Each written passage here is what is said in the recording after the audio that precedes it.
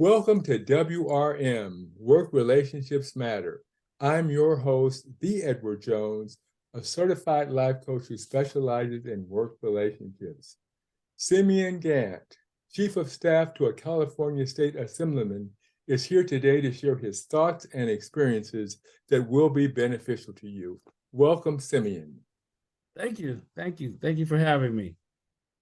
And it's great to have you. I know you probably got some stories to tell about your work and your history and all the things you've done. But before we get into that, I always like to start with the backstory. We will talk most about what you do, but before we do that, I want to talk about who you are, your backstory, people who influenced you when you were growing up, places you went to school, and other things that have impacted your life before you got into the world of work. So what is Simeon Gant's backstory? Wow, thank you for asking, and thank you for having me. I really appreciate the ability to kind of tell my story. I think we all feel ourselves to be special, but I certainly feel that my experience has been very unique. And just kind of looking at the title of your show, one of the things that I just want to emphasize is that for me, starting young in the work world, it was always about working hard, right? And what I found out through working hard and building those relationships, my early jobs, fresh out of college, the first two jobs were really because someone called someone because someone realized that I was a good worker. And One thing I those like to do though, before we go over there, Simeon, I'd like to go back to Fairfield. That's where you're from, Sure, right? sure. No, I'm gonna go back there Okay, for sure. I'm okay, gonna go back there. I just want to set the tone though. okay. Referrals and how you get from one place to another often is based on those relationships, like your like the title of your show. But yes, and I appreciate that. I'm gonna go back. Fairfield, it's a military town, and my parents met in Chicago, and my dad was in the military, and they stationed him at Travis Air Force Base. And then I was born. I was born at David Grant Hospital, and I went to elementary school in the city of Fairfield. And it was a multicultural city, part and partial, right? Because of the military, a lot of people flying in from all over the world, really, and all over the United States, of course, landing in Fairfield and going to a multicultural elementary school. I played sports. I played a lot of soccer. I played a lot of basketball on teams, and I played football. And I ran track. Soccer and track were really the sports that I really kind of veered towards. And of course, those kind of help build that team effort, those team kind of building skill sets that I learned early in life, that have helped me move on. But when I got to high school, I recognized that English was my strong suit versus math. And it's something that I recognized and realized that that is what's going to get me to the next level academically and professionally, is to focus on what my strength is. And my strength was English, and writing. I learned early. I used to, when I was young in high school, I would write short stories, fictional stories, and I just learned to kind of grow that. In high school, I was the editor in chief of the high school newspaper. Um, but like most of us going through puberty and everything, I struggled with peer pressure, just like a lot of us did, right? And whether I want to be a bad guy or a good guy. But I think that the good news was that I was able to focus on what my strength was, and it helped me. My writing helped me get into college. I applied for Sac State University, and I asked my mom, how can we afford this? And she said, "Don't worry about that." And she made it happen, one way or the other. Mom's worked it out. Got into Sac State. As a freshman, I was an English major. And I was learning a lot. And one of the things that I just recently posted too was about some of the things I learned as an early age. And while I was at Sac State, one of the classes I took was a Black History class, Mhm. and I aced that class. And later in life, I recognized, I don't know where I had gotten that ability to ace Black history, because they didn't teach it in Fairfield in my elementary schools. But where it was taught, where I learned it, was from my mom's coffee table. Um, Ebony, Jet magazine. Right. I was reading those regularly, right? That's where I was getting my Black history. That was also where I was getting my reading chops and my writing chops, from Ebony and Jet. And so I took those skills on to college at Sac State. I aced my classes, not all of them, of course, but my Black history classes for sure. But I did well in English. An English instructor brought her husband, who was a writer, to the classroom, and he asked all the students in that English class, or do you plan on becoming a writer? Is that how you're going to make a living? And he basically was saying that if you focused on becoming a writer of a book or a novelist of that some sort, you should rethink that. And and I had to kind of do some soul searching. I hadn't thought that I was doing this to be a novelist, but I did forget why I was there. Just being an English major and not really digging Shakespeare all that well. I was reminded in high school, I was the editor in chief of the high school newspaper, and I had spent a lot of time watching the Today Show and Bryant Gumbel, and I realized I had the nose for news. That's where I wanted to be. And that I can make a career out of. So I changed my major to journalism. And then later I changed it to broadcast news, which was TV journalism. And the whole time I was working at Sac State, I was working at the TV station at Sac State. I think they called it UMS, University Media Services. And at the time, we were in the English building. We didn't have that brand new uh, library. So we got a library, and we moved the TV stations to this large library. I tell a lot of people now, if you go down to the basement of the library, there's a full on TV station down there. Me and my colleagues helped move that TV station down there. But I also had a one up on all the other students because I was working for the TV station as well as taking classes about how to produce television and television news. So those skill sets I picked up. And just to kind of bring it full circle, one of the jobs that I got after college was based on the people at University Media Services called the state capitol and said, we have somebody. It was actually the capitol called University. And the gentleman said, yes, I know somebody who can do the job. And they referred me because those 5 years at Sac State, they noticed that I was a good worker. And so, I also picked up my internship through working at the University Media Services. We were doing a project, and we had an African American anchor from Channel 10 come to Sac State to do one of our TV show programs. And I was what they call a PA or a production assistant. I was just wrapping up chords and putting on mics and that sort of thing. And I've got this African American, it's just me and him in the room. And remind you, Sac State is a multicultural university. There's just not a lot of African Americans on the yard. And I'm just, talking to myself the whole time, like, I should probably be talking to this guy. He's in the field that I want to be in. And I had to force myself to talk to him, and he jumped all over it. He's immediately like, yes, we'll get you into Channel 10. It's going to be no problem. You know how to write. Let's do it.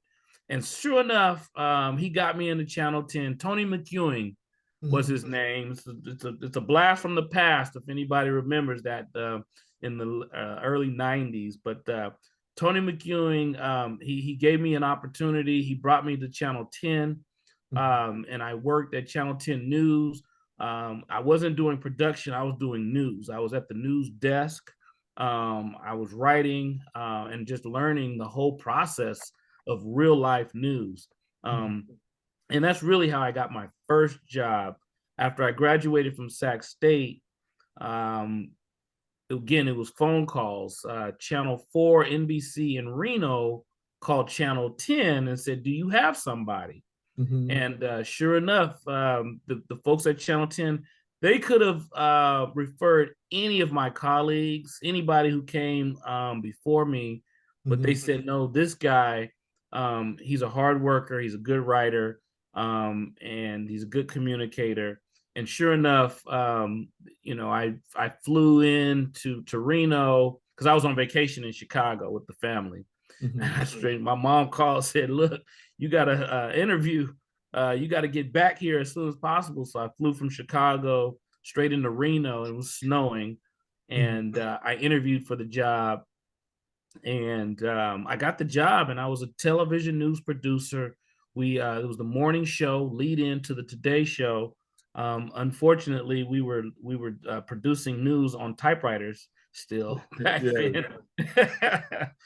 So I know that's a lot. I don't know if you want, if because I could keep going, Oh but no, that is great information. It's stuff that I had no idea that you did. Because I'm thinking about your green tech, I'm thinking about your government relations and all these things here. I had no idea about all this media background.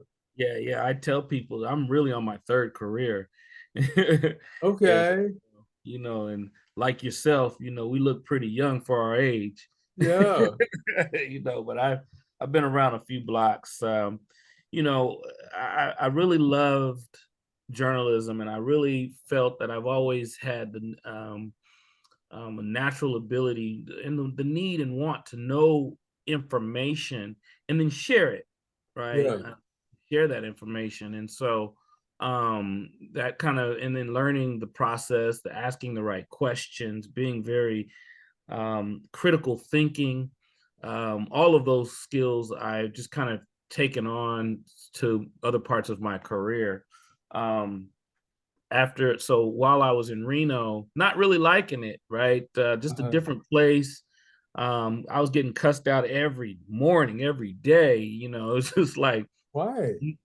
news. There's a level of accuracy, right? News, Uh-huh. you have to be very, very accurate. Of course, they threw me onto a typewriter in Okay. which we're learning how to do this stuff from an education perspective on computers. I'm not that old, right? We Yeah. we were learning how to do it on computers, but that place hadn't moved on to computers yet. So learning how to just read, you know, writing. What I learned from is that writing, there's a level of kind of consistency when how you write. And then so they kind of threw me into a totally different situation. So I had to learn and relearn how to write the news from a totally different perspective. I ended up getting it for Mhm. sure, but by the time I got it, they had cussed me out every day.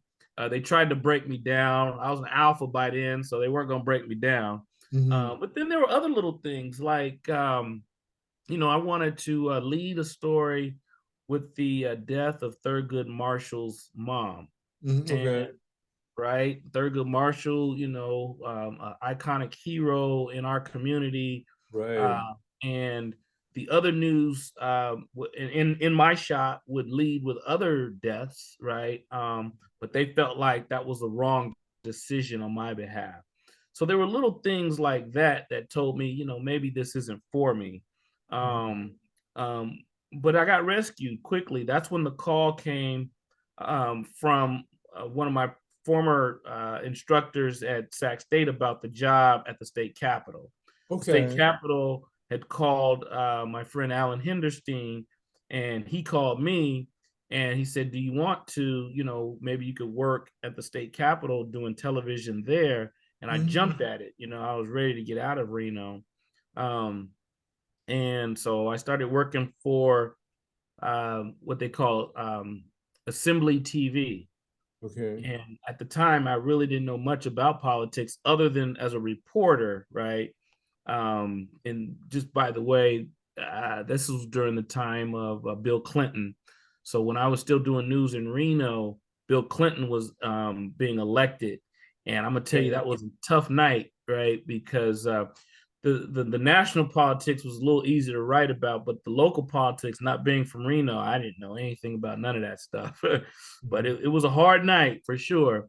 But moving forward, doing Assembly TV, my first job was to sit on the assembly floor. And when I say the floor, I was on a chair, but it's called the chamber, or the assembly chambers. We call it the floor. But I would have to identify which members would raise their mic. And when I would tell the people in my headset which members raised their mic, then the camera could zoom in on that person. Okay. Well, there's 80 members of the assembly, and I'm brand new, don't know anything about none of this stuff. So I'm trying to get these names down pat real quick, and then try to also, it gets a little slow. I'm listening to what they're doing, and come to find out they're making law for Mhm. the state of California, and this is how the law is being made. So I was getting a lesson while I was working. Um, One thing that was a phenomenon to me, while I was sitting there on the assembly floor watching these 80 members, I would always see there's a person at the gavel at the head of the room, and Right. usually he was a tall, skinny white guy, and he was kind of running everything. Mhm. But I also noticed the other 79 members usually talking amongst themselves while this guy is up at the front talking. The normal person would say that's kind of rude, right? Like, this guy's talking. And then one time, this guy comes walking from the back of the chamber, and I don't know, he's about 5'7" ish or so, African American, clean. He got on the best suit in the house. As he was walking towards the front, it's getting quieter and quieter. And he finally gets up to the front, holds the gavel, and no one is talking. They're all Mhm. turned to the front, looking at the Speaker of the House, Honorable Alpha Brother Willie Lewis Brown Jr. Mhm. So Okay. I was like, and I knew he was an alpha.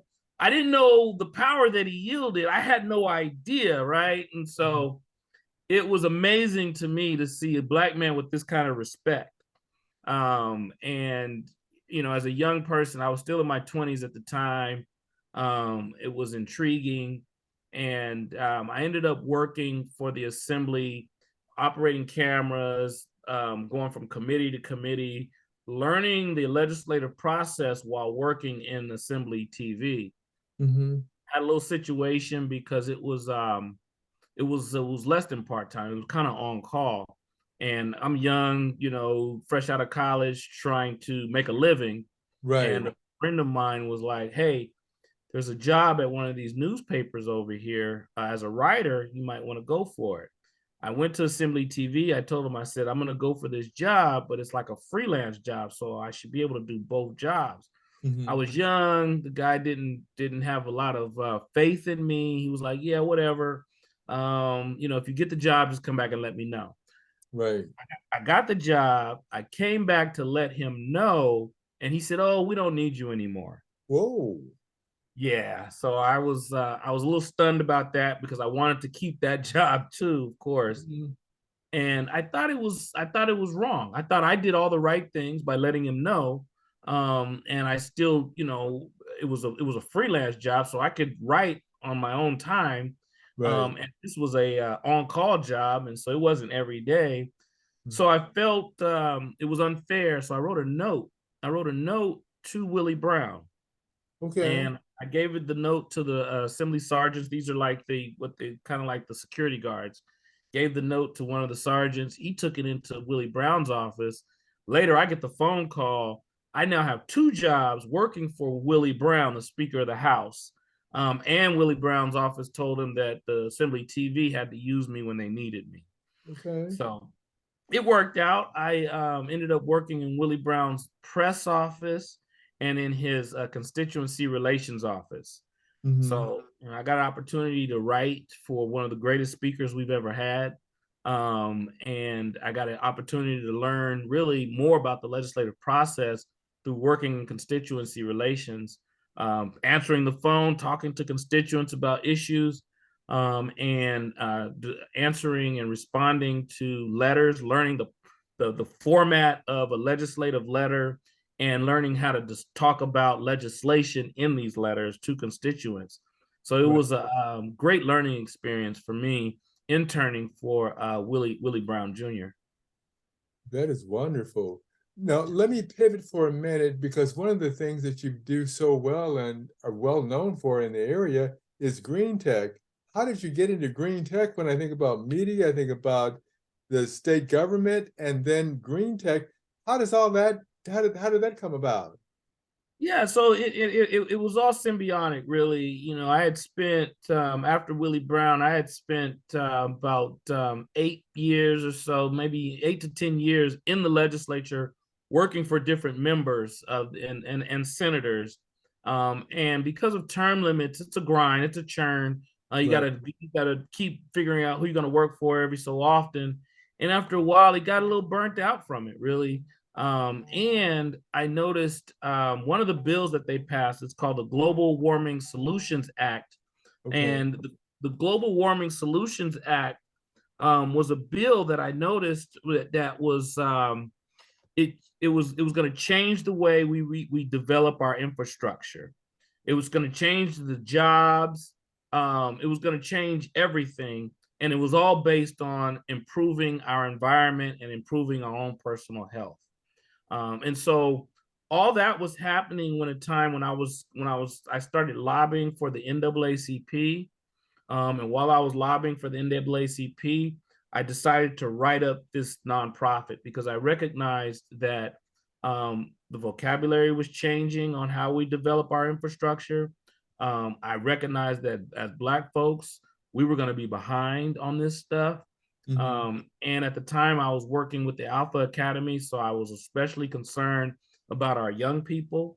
I recognized that at the Alpha Academy, we were teaching young boys how to become men, Hmm. and I recognized that through their freshman year in high school, and then by the time they got to their sophomore year in high school, we were beginning to repeat what they were learning. By the time they were juniors, they had heard this about 2 or 3 times, and so I thought, let me add something new to that mix, and it was green tech, the curriculum that I came up with, that I could be able to talk to our seniors about this changing infrastructure. And for the high minded seniors, we could talk about how engineering is changing. For those who are kind of made up in their mind that they may not even go to college, I wanted to talk to them about still looking at careers and trades, which is really another whole portion of the whole green tech piece.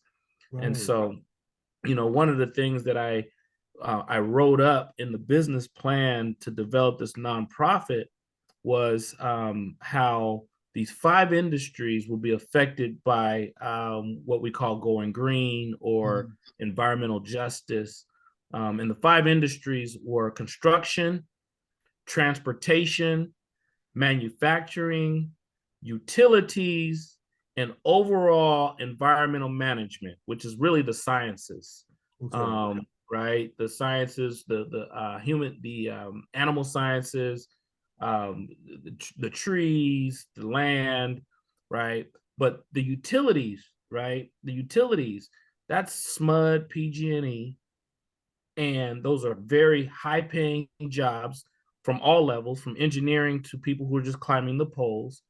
They are going to be hiring more people, and they're going to be focusing both on solar, or what we call renewable energy, as well as the current natural gas or fossil fuels. They're going to do both.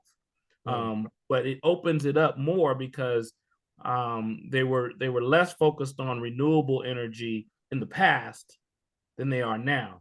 Right. So those are a lot of career and job opportunities, and we need to be knowledgeable about that early. The one thing I would talk to the Alpha Academy young men about, to try to level set and to make it so that it's not so high minded, I would say, look, the way we build our buildings today, we will not be building our buildings the same way moving into the future. And the difference is the current buildings, they leak a lot. They leak air. And because they leak air, we have to run our air conditioner, or we have to run our heater more and more and more. So one, that's costing us too much money. Two, we've got to drill more and more for fossil fuels to get that energy to keep going. And so I would tell them, we're going to build these buildings differently so that they're tighter. Okay. Right. And then there's a whole vocabulary surrounding this. It's called LEED, LEED, Leadership in Energy and Environmental Design. Now, all of a sudden, in California, by law, all the new buildings have to be LEED certified. Now, if you are a brand new person going into construction, maybe you want to run your own construction company and you're getting contracts. If you're not aware of this, you're not going to get the contract. And that's only one of many examples. That's what going green. And I talk a little bit too about what actually global warming is, what is climate change from a very environmental perspective, from a scientific perspective, how the sun hits the earth and goes back into the rays, go back into the atmosphere. Normally, we just leave it at that. But because the greenhouse gases that's created by drilling for fossil fuels, and that's created from the vehicles, and that's created from the factories, that those sun rays come back again onto the earth, and we don't need that. That's unhealthy, and that creates the global warming effect. And we're living in our hottest days now. So that's kind of like the quick and dirty version of what it means to go green, and how do we mitigate it. What are the health effects that it's causing, and how do we build careers on going green. Right. So that's kind of how all that came about. I was lobbying for NAACP. I ended up started lobbying for the union, SCIU. I'm writing all of this up at the same time, reading about Van Jones's book. He had a book, and then there was it was another book called Green to Gold, which is about businesses going green. Right. And then the AB 32, which was the global warming solutions effect at the state capitol. This is a new law.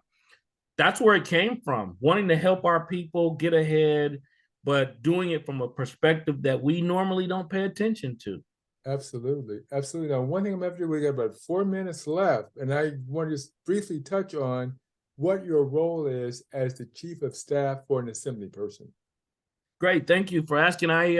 So I've been in and out of the Capitol clearly, and after 16 years of running green tech, I've been asked to come back to the Capitol. At first, about 2 years ago, I was asked to come back as a consultant to the Black Caucus.